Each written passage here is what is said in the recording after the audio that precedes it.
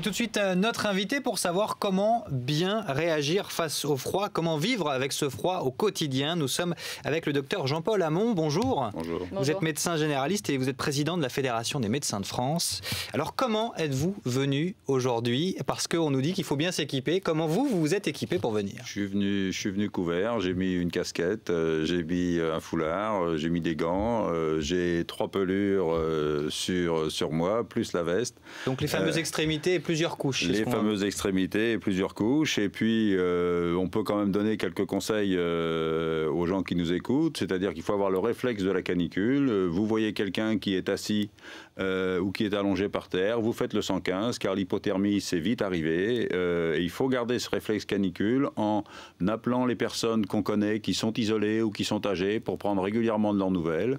Et puis, si on a Internet et que l'électricité n'est pas coupée, on va consulter sur le site du ministère de la Santé, Grand Froid. Alors justement, on va faire le tour des 3 cas possibles. Ouais. Alors premier cas, on est chez soi. Qu'est-ce qu'on fait? On monte le chauffage ou on met plusieurs couches de vêtements? Là, visiblement, si on est dans les 2 régions où on nous demande déjà d'économiser le chauffage et l'électricité, on met plusieurs couches de vêtements et puis on aère régulièrement son appartement. On ne bouge pas les aérations parce qu'il faut penser aux intoxications au monoxyde de carbone. Ça, c'est pour l'intérieur. On prévoit aussi des stocks de piles car l'électricité peut se couper et dans ce site, on dit aussi qu'il faut avoir des piles pour écouter les consignes à la radio. On a une alimentation qu'on peut faire sans eau parce que les canalisations peuvent être coupées. Donc les conseils ils ont tout envisagé. Vous savez, on a l'impression d'être dans les fins fonds du Jura, dans un chalet sans électricité, etc. Bon, on a quand même des températures qui sont certes, c'est pas le Grand Canada quand même. Bon, mais, si on sort justement, même, est-ce qu'on sort les enfants même s'il fait super froid? je pense qu'on ne sort que si vraiment on en a besoin et que les personnes qui sont menacées, ce sont les personnes en bas âge, les tout petits qui ne marchent pas, parce que ceux qui sont dans les poussettes ou ceux qui sont dans des sacs à dos ou des sacs à ventre.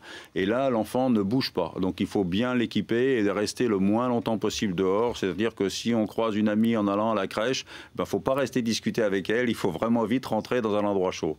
Et pour les personnes âgées, c'est pareil. Mais ça, les personnes âgées, on n'a pas besoin de les conseiller. Elles savent qu'elles ne sortent que vraiment en cas d'urgence et les personnes fragiles généralement restent chez elles. Et puis il y a un dernier cas aussi, il y a les transports, la voiture, petite pensée pour certains, le 2 roues aussi. Hein. Oui, les voitures avec les chutes de neige qui s'annoncent. Donc si on reste dans sa voiture, là les consignes sont claires aussi. Il faut faire chauffer le moteur 10 minutes par heure, pas plus, avec la fenêtre entrouverte, sortir régulièrement de sa voiture pour faire circuler, faire la circulation.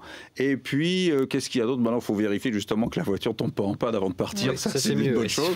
Mais les conseils sont vraiment écoutés. Là, c'est bien fait et vraiment on conseille aux gens de regarder ça. Très vite, on va faire un petit tour des idées reçues. Il fait très froid, je mange plus? Je mange bien. Je mange chaud et surtout je ne bois pas d'alcool.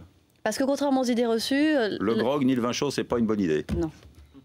Comment on garde la pêche justement pendant cette période-là? On est un peu amorphe. Oui, c'est vrai, on est un petit peu ralenti. Mais est-ce qu'on fait une cure de vitamines par exemple, juste pour avoir un peu de... Bon, les vitamines, ça fait pas de mal. Mais c'est vrai qu'il faut rester le moins possible au froid, ça c'est vrai. Donc on ne fait pas de sport?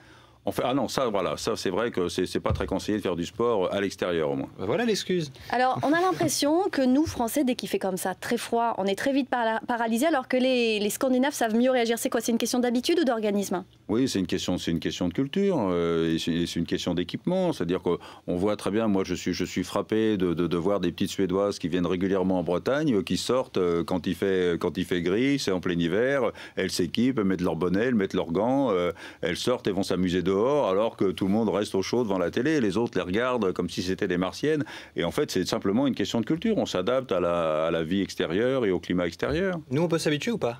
Ben oui, il n'y a pas de raison. Là, on parle du réchauffement de la planète et des conditions climatiques. Ça va être un long sujet.